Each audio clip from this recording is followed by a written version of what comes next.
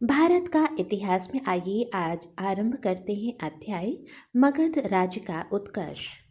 आधुनिक बिहार के पटना तथा गया जनपदों की भूमि पर स्थित मगध प्राचीन भारत का एक महत्वपूर्ण राज्य था। मगध का प्रथम राजवंश हर्यक वंश था। इस वंश का संस्थापक बिंबिसार था, जिसने गिरिवज्र यानी राजगृह को अपनी राजधानी बनाया। बिंबिसार ने अपने राज्य वैद्य जीवक को अवंती नरेश चंड प्रद्योत की चिकित्सा के लिए उनके राज्य में भेजा था। बिंबिसार के पश्चात उसका पुत्र अजात शत्रु अर्थात कुणिक शासक बना। हर्यक वंश का अंतिम शासक नाग दशक था। नाग दशक को उसकी अमात्य शिशुनाग ने अपदस्थ कर शिशुनाग वंश की स्थापना की। शिशुनाग वंश का अंतिम राजा नंदीवर्धन अथवा महानंदिन था। नंद वंश का संस्थापक महापद्मनंद था। नंद वंश का अंतिम शासक धन नंद था। धन नंद सिकंदर का समकालीन था। धन नंद को पराजित कर चंद्रगुप्त मौर्य ने मौर्य वंश की स्थापना की।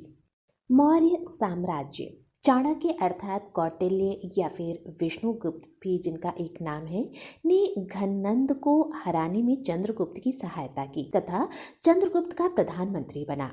चाणक्य द्वारा लिखी गई पुस्तक अर्थशास्त्र है, जिसका विषय राजनीति है। 321 ईसा पूर्व में चंद्रगुप्त राजा बना।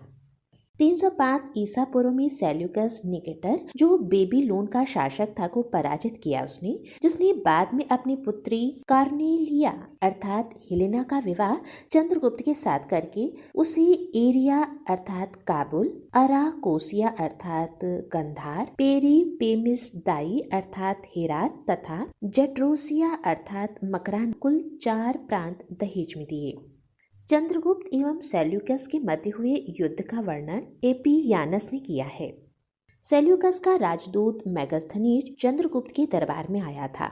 मेगास्थनीज द्वारा लिखित पुस्तक इंडिका थी। चंद्रगुप्त जैन धर्मावलंबी था तथा जैन गुरु भद्रबाहु का शिष्य था।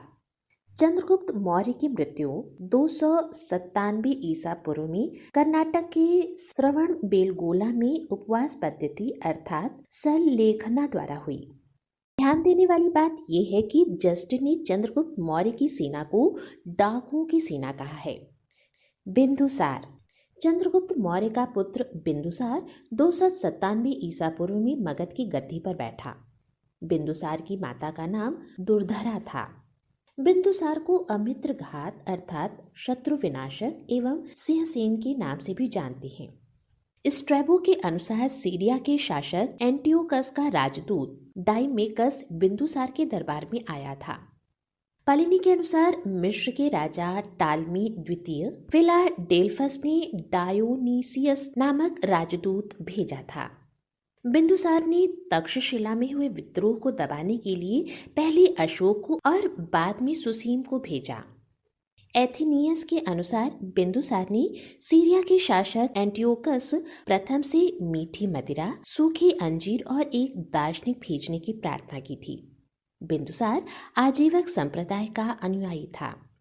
अशोक बिंदुसार के बाद उसका पुत्र अशोक मगध की राजगद्दी पर बैठा। अशोक का राज्याभिषेक 269 ईसा पूर्व में हुआ था।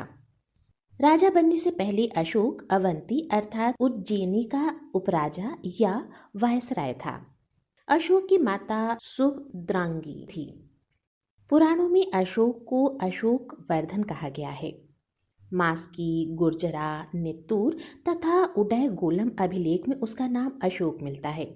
अभिलेखों में अशोक को देवानाम पिय तथा देवानाम पियदसी उपाधियों से संबोधित किया गया है। राज्याभिषेक के 8वें वर्ष अर्थात 261 ईसा पूर्व में अशोक ने कलिंग पर आक्रमण किया। अशोक को उपगुप्त ने बौद्ध धर्म में दीक्षित किया था। अशोक ने आजीवक संप्रदाय को रहने के लिए बराबर की पहाड़ियों में 4 गुफाएं बनवाई थी, जिनका नाम लोमस ऋषि, कर्ण चौपार, सुदामा तथा विश्व झोपड़ी था।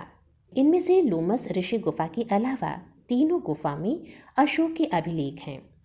अशोक ने अपने पुत्र महेंद्र और पुत्री संघमित्रा को बौद्ध धर्म के प्रचार के लिए श्रीलंका भेजा। और अब एक नज़र अशोक द्वारा धर्म के प्रचार के लिए भेजे गए प्रचारकों पर। धर्म प्रचारक सोन और उत्तरा को अशोक ने सुवर्ण भूमि अर्थात बर्मा भेजा था। वहीं महेंद्र और संघमित्रा को श्रीलंका, मध्यांतिक को कश्मीर और गांधार तथा महारक्षित को यवन राज्य।